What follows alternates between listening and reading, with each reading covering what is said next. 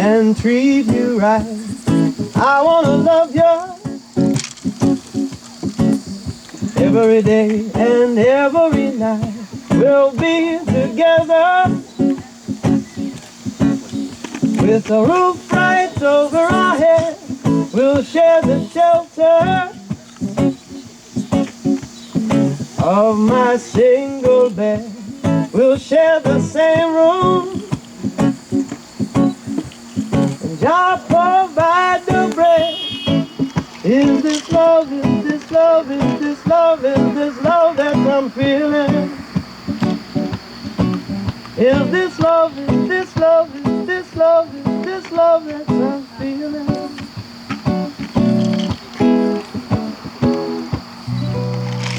I wanna know, wanna know, wanna know. I, I'm willing and able. So I throw my cards on your table. I wanna love you and treat you right. I wanna love you every day and every night. We'll be together with a roof right over our heads. We'll share the shelter of my single bed. We'll share the same room, and I'll provide the bread.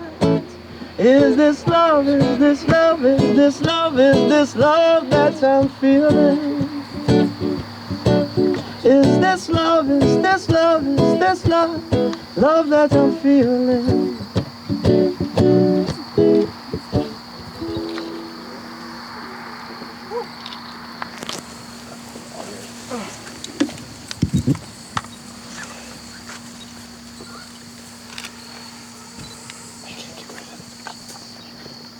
Welcome everyone.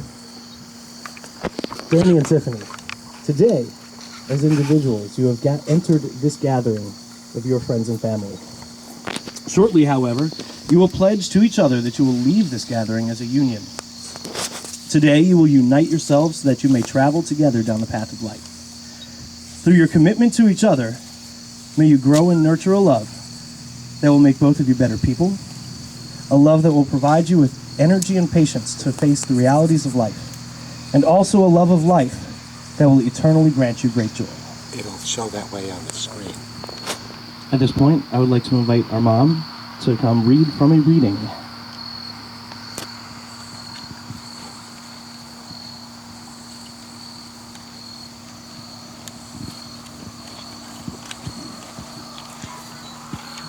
"What is real?" asked the rabbit one day when they were lying side by side near the nursery fender before Nana came to tidy the room. "Does it mean having things that buzz inside you and a stick-out handle?" "Real isn't how you are made," said the skin horse. "It's a thing that happens to you. When someone loves you for a long, long time, not just to play with, but really loves you, then you become real." "Does it hurt?" asked the rabbit. "Sometimes," said the skin horse, for he was always truthful. "When you are real, you don't mind being hurt." "Does it happen all at once, like being wound up?" he asked. "Or bit by bit?" "It doesn't happen all at once," said the skin horse. "You become. It takes time. That's why it doesn't happen often to people who break easily, or have sharp edges, or who have to be carefully kept. Generally, by the time you are real, most of your hair has been loved off, and your eyes drop out, and you get loose in the joints and very shabby.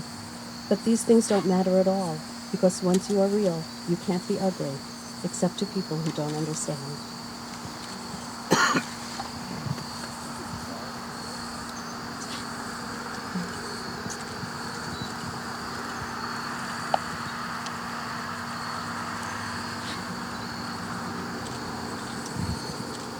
So, never having been married, and yet having to define marriage during this portion of the ceremony, I naturally turned to the one place where I could find a definition for marriage: the dictionary.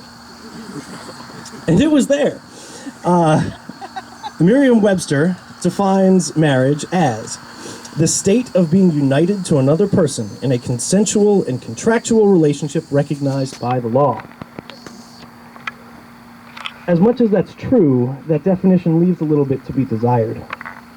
So I did a little more research, and I discovered that a long time ago, a wise old man described marriage as being like an oak tree. Oddly enough, nothing else is known about this old man or why he felt the way that he did. And upon initial pondering, it seemed strange to compare marriage to an oak tree. For starters, a married couple are people, and an oak tree is a tree.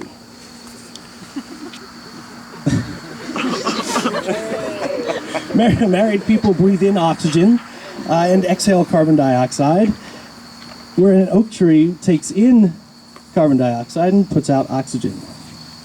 And even if they tried really hard, the combined girth of a married couple could never equal that of a large oak tree.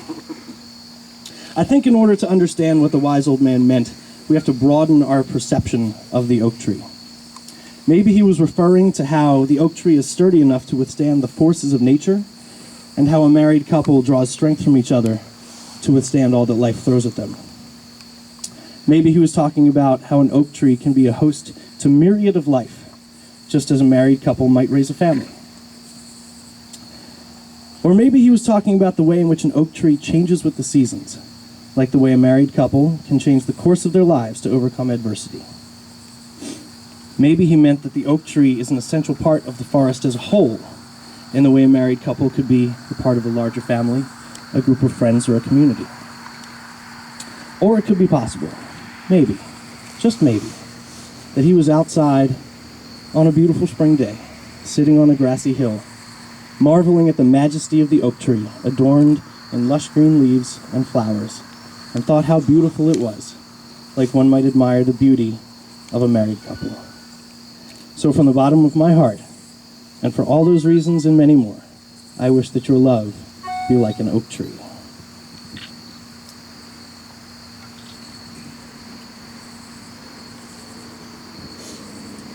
Danny and Tiffany will now exchange their personal vows to each other.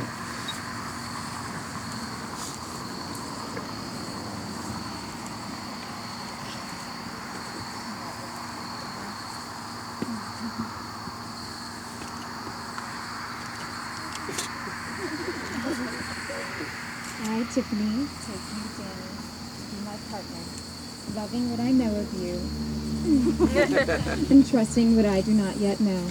I eagerly anticipate the chance to grow together, getting to know the man you will become, and falling in love a little more every day. I promise to love and cherish you through whatever life may bring us.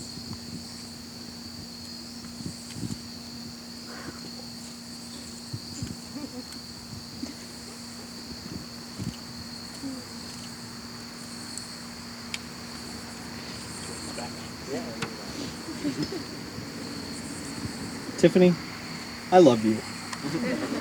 You are my best friend. Today I give to you myself in marriage. I promise to encourage and inspire you, to laugh with you, and to comfort you in times of sorrow and struggle. I promise to love you in good times and in bad, when life seems easy and when it seems hard, when our love is simple and when it is tested. I promise to love you and to always hold you in the highest regard. These things I give to you today and all the days of our life. I would now like to invite the best man, Andy Cresa, to read from A Marriage by Michael Blumenthal.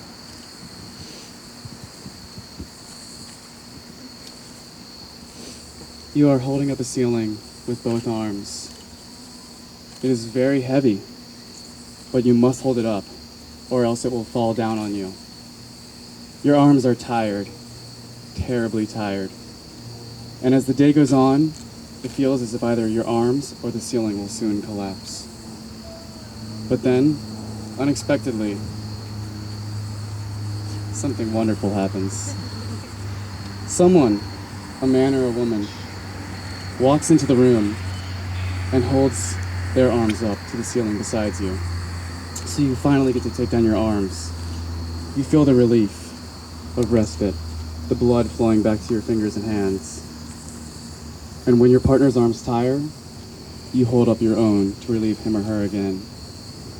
And it can go on like this for many years without failing.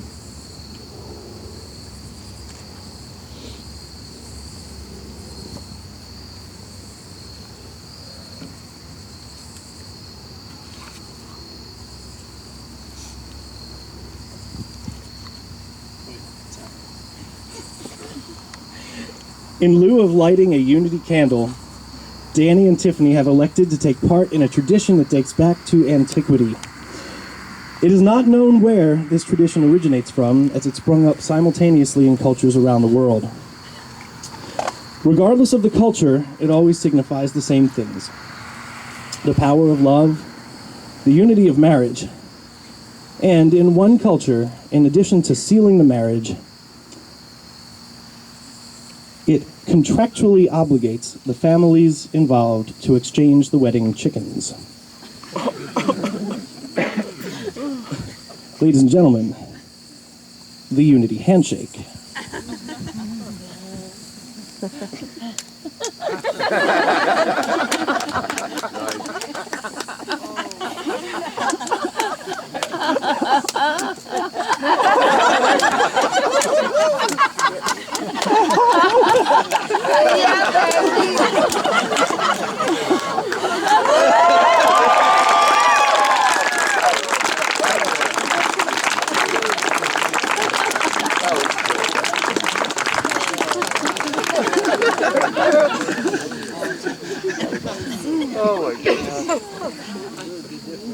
And now, by the power vested in me as the brewmaster of Bearded Men Brewery,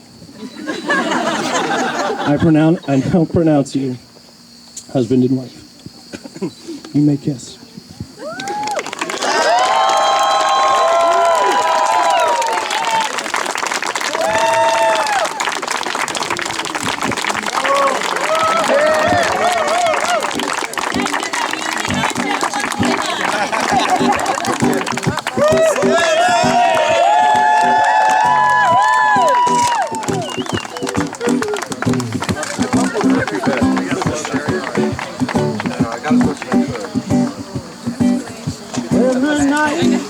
Has gone,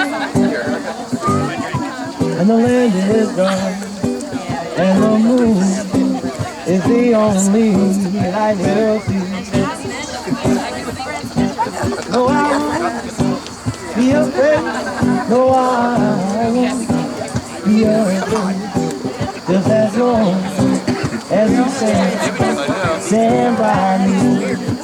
So darling, stand by me. Oh, stand by me. Oh, stand now. Stand by me. Stand by me.